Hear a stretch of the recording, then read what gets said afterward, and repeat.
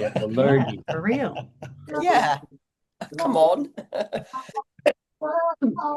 All right. Well, hey, welcome everybody. We're gonna get started, right? Yeah. We're really chill today, as you can tell. Happy to be here. Happy you're here. And Jeff, can you mute the other Christies? They got a bit of music in the background or something. There you go. Yeah, I'll mute the other Christies. There we go. Brilliant. All right. Well, Christy's gonna give our input, and I'm looking forward to it. And then we'll just talk. So 10 minutes, right, Chris? Yeah, hopefully, but I like to talk. So, okay. So you're coming in. The topic is from achievement to fruitfulness. What are we actually measuring?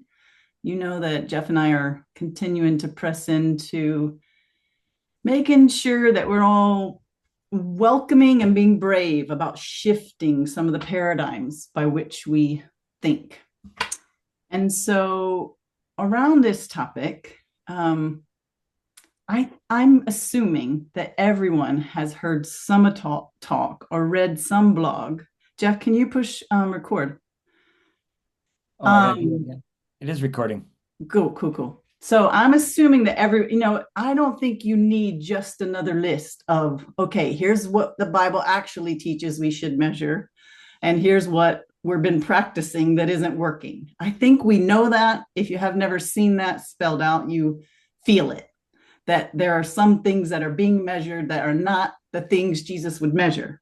So I'm going to dig a little deeper and bring a little bit of thoughts around. You guys know I'm on a kick of merging our spiritual formation with what we're learning about neuroscience and the way our brains perceive our world. So I'm going to bring a little bit of that as a spin on this topic, because here's what I know by my lived experience. Here's what I know by talking to almost every one of you at points and times. Even when you know the new list, you still judge yourself differently. And there's a reason for that. It's not because our theology is wrong. It's not because no one's ever told us, hey, here's what's really important to Jesus. We know those things. I believe it is a formation problem. Most of us were formed in achievement-driven ministry contexts. We learned our value by attendance numbers. We got affirmed when the budget was growing. Our sense of calling was validated by visible success. Bigger platforms meant more anointing, or so it felt.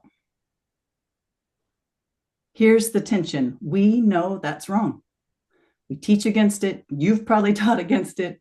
We are building new networks, reshaping the way we do things to try to resist this logic, but we still feel it. When our gathering isn't growing, we panic. Even if your gathering is intentionally small, when it's not growing, you panic. I know, I've been there for years. When another pioneer's community multiplies and ours doesn't, we spiral. Why can't we just know better? Because of brain science. Our left brain is where logic, language, and theology lives. It's where we hold our beliefs about fruitfulness, where we can articulate God measures faithfulness, not numbers. It's where we preach John 15, abiding leads to fruit. Pruning comes before more fruit. We preach it and we mean it. That's all happening and living in our left brain. Our right brain is where emotion, relationship, identity, and memory live. It's where our felt sense of value lives. It's where our achievement worth got wired through years of relational experience around the old metrics. It's where our nervous system learned big is better, small is failing. And the truth of the matter is, whenever we experience something in life, we perceive it first in the right side of our brain, way faster than we can even get to the left side of our brain. So something happens and we want to judge it. Our right brain judged it before we even had time to think about it. That's just how our brain works. So you can't rewire your right brain into health with left brain truth alone. You guys know the book I've been going on about the other half of church teaches that principle. We've built our formation and discipleship practices mostly on left brain stuff, and it's time we start being whole brained. But back to our conversation, your right brain was formed over years. Every time a mentor praised your growing youth group, every time a denomination measured your effectiveness by certain metrics, every time you felt overlooked because your ministry was too small, every platform that only elevated the big success stories, your right brain was learning achievement, success, value. So what's the hope?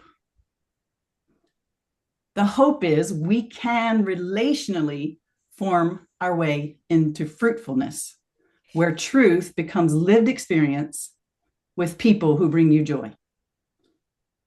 How?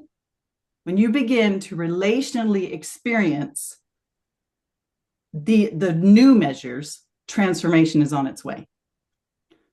When you experience new relational mirrors, communities where your worth is reflected back to you apart from any kind of metric, you're starting to change your right side of your brain. When we celebrate different stories and have repeated exposure to celebrating fruit that has nothing to do with unhealthy measure, you're beginning to change your right side of your brain. When you practice and embody practices that are based around fruitfulness, your recognition of old triggers and rhythms that get your nervous system going can be calmed by the renewing of your mind. Time and repetition with a group of people who are measuring things from a Jesus fruit perspective can bring change. Discipleship at the neurological level, right and left sides of our brain.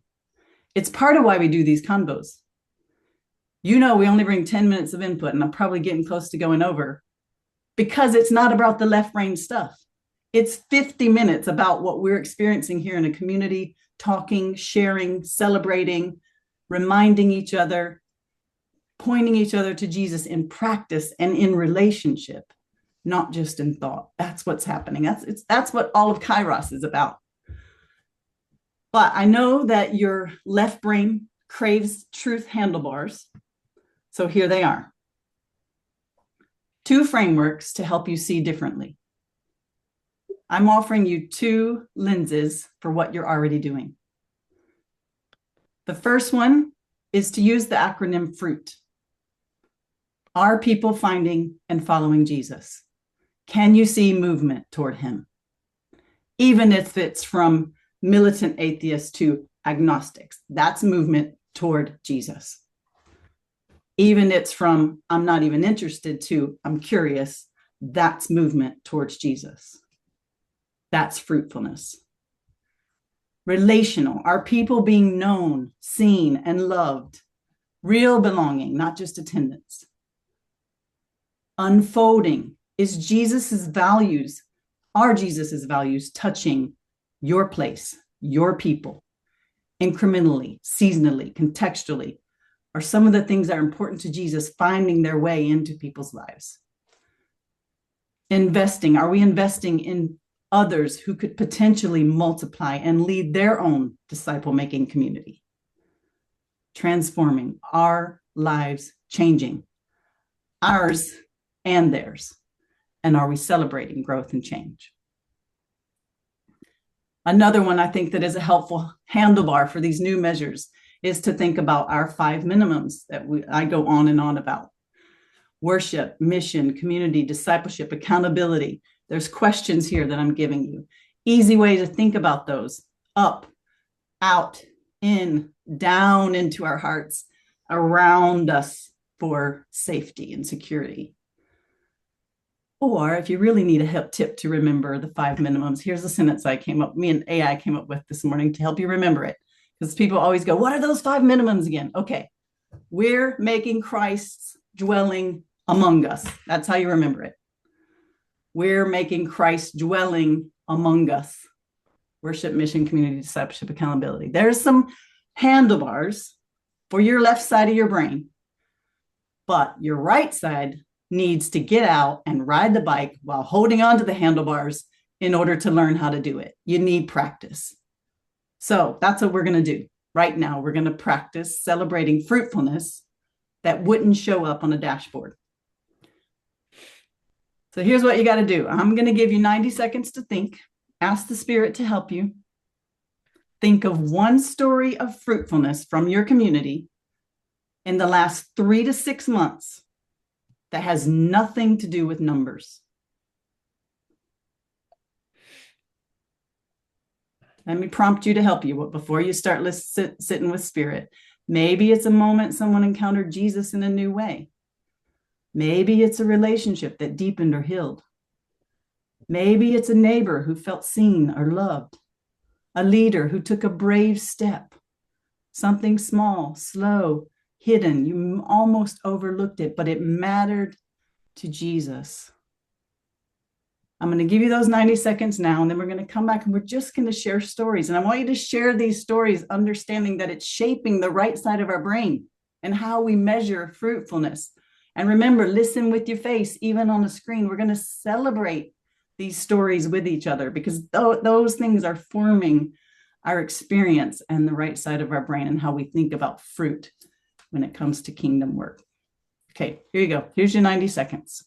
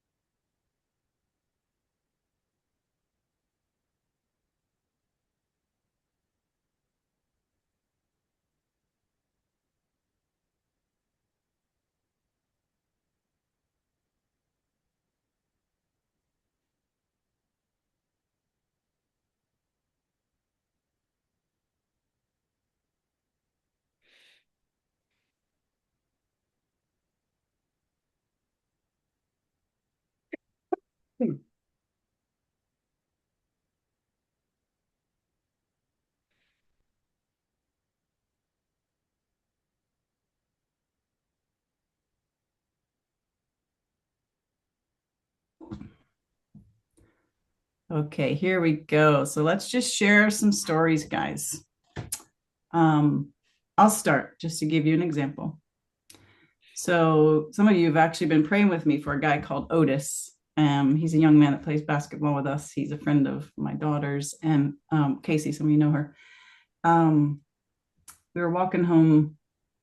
I don't remember where we were going. We must have been at basketball walking home together the other day. And he's talking to me and he says, I think I want to move to Australia. And I was like, no, don't move away. Everybody moves away. And then he says, don't worry. When I come back, I'm going to visit my family and your family. And I was like, yes, he feels belonging. He knows we love him. He knows he's got a place outside of his extended family with some people who know Jesus, who really love him. I was like, that's fruitfulness. Celebrate. So that's an example. Yeah. And feel free, turn your microphones off because we can interact with each other, mute, say, hey, I love that. That's cool. Let's have a chat here on these stories.